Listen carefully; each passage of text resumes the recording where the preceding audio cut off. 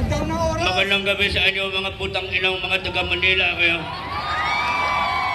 Unang-una, nanonood ako dito sa Hague. Ang dami palang bumitiw na sa kay Marcos.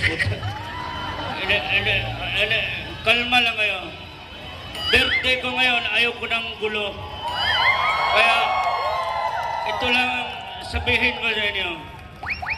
Antayin ninyo ako pag uwi ko.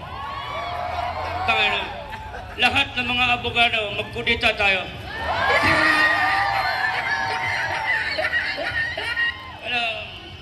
Wala akong plano, nagretiro na ako, kaya nagmusikero na lang ako. Ayoko na sa politika, andyan na yung mga anak ko. Bakit after of what I did, ito mensahe ko sa ICC, if I have to do it again, I will do it for my country.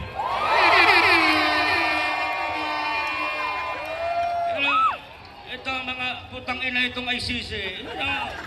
What is the difference of USA bombing Iraq, putang killing children in hospitals? Bakit? Duterte! Duterte! Duterte! Ito, tayo maliit lang tayong bansa dito. Bakit ang pakailan meron ng mga yawa nito? During my term, they have attempted many times to pin me down. It was during my term.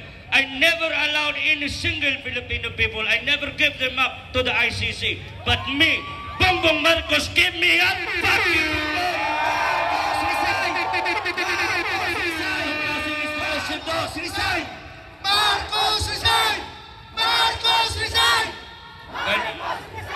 Alam niyo, hindi ako nagsisi na ipinalibing ang ama niya sa libingan ng mga bayani. Ito, pag ikaw bong namatay ka, wala na akong hindi kita makilala bong maghanap ka ng malakim na property ninyo doon kay ilibing sa inyo. Wala ako.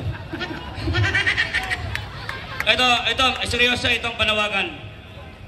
I was asked once by the media, sabi nila, if you have somebody to think na may utang na loob, sabi ko si Aimee. Ngayon, panawagan ko sa iyo dahil Aimee, hindi pa uli ang lahat. It's never too late to convince the Filipino people that you are worthy to become a senator again. Ito, makinig ka dahil Aimee dahil. Humiwalay ka na dyan sa alyansa na iyan. Siguraduhin mo, hindi pa nga ako na-convince eh. I want you to go to Hague and I want you to file the first person in the Senate to file an impeachment against your brother. Why? Marcos, resign! Marcos, resign! Marcos, resign! Tumahimik ka kayo, hindi kayo ninyo eh. Nagsasalita si tatay dito eh. Birthday ko ngayon, ako ang ano ngayon. Alam mo, kung ikaw ay nag-worry dyan sa 12 na kasama mo, tandaan mo na pag last hour, hindi yan buboto sa iyo, kompetisyon mo yan. Kaming mga Pilipino ang maglagay sa iyo. Kaya hindi pa ko convinced, not unless you file an impeachment complaint against the President of the Republic of America. You know, that's how simple it is. You cannot, hindi, huwag nyo na kaming lukuhin. Hindi na kami mga bobo, marunong na ako mag-English eh. Kahit hindi ako nakapag-aral doon sa Harvard, wala kaming pera, 75 lang grado ko. Wala dyan naman ako ano. Kaya sabi ko, kayo mga taga Manila, naglakad-lakad ako doon. Sabi ko, medyo tahimik naman kayo. Alam mo niya mga pulis, mag-rally kami dito. Wala na mga loko-loko.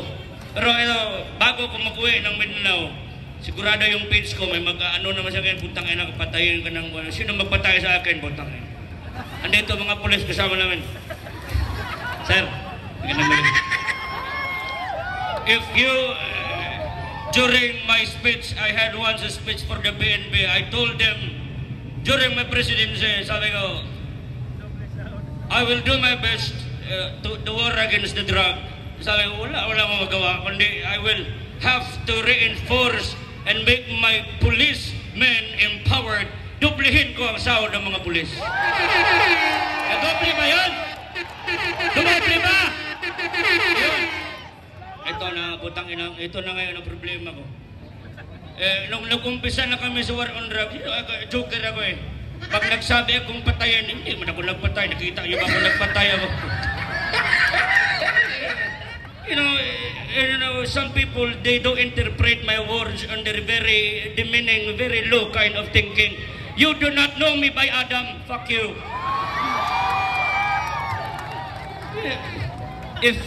If you cannot cope up with my thinking, ikaw yan eh, hindi ka matalino eh. Pero ito na, sabi ko naman, ang ICC, pinagbintangan lang ako, nagpatay ako ng mga ano, mag-inulog ako sa helicopter, wala makakita noon, walang witness. You know, I'm telling you this, in law, in accordance with the law, it's not about what you know, it's about what you can prove in the court, but now they have nothing to prove in the court. The people are here speaking for the truth. Sa mga korte, ito pa pinaka-worst. Ito ng korte dapat, court na yan eh. Saan na ngayon ang mukha ng korte? Saan na ngayon ang kredibilidad ng korte? Na sila pang bumaliktad. Pwede ba yun? Eh nako, kung hindi pwede yun, dapat hindi na aabutan si Marcos ng election next year eh. Pa-impeach na natin yan. Okay, tanungin ko kayo, isa. Isang case lang ipapile natin, Republic of the Philippines versus one person. Ano ang i-file natin na kaso? Wag ako, baka titirahin ako. Sabihin niyo! Ano? Hindi. As I told you, it's not about what you know, it's about what you can prove in the court. But what we can prove, if we don't have evidence, we have to challenge him. Drug test here! Bakit ayaw niya magpa-drug test? Sabi niya, Bongbong, President Bongbong, anong gawin natin sa mga drug na hindi? Bahala kayo, tuloy-tuloy lang kayo dyan. Basta kami, tuloy-tuloy lang kayo. Baka aabutan din kayo namin.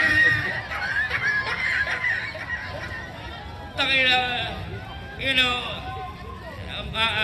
President Marcos, what can you say about the interview nila? Ang tawag interview nila yun? Sabi nila, the narrative of kami, kumpiyansa kami sa alyansang ito dahil ang ito si Manny Pacquiao ng Bukidnon. Ito sa Karangani pa si Manny Pacquiao. Hindi.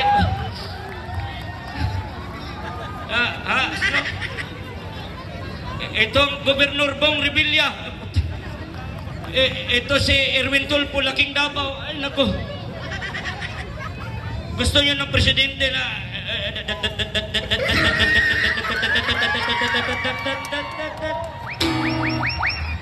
kantahan ko na lang kaya kayo muna.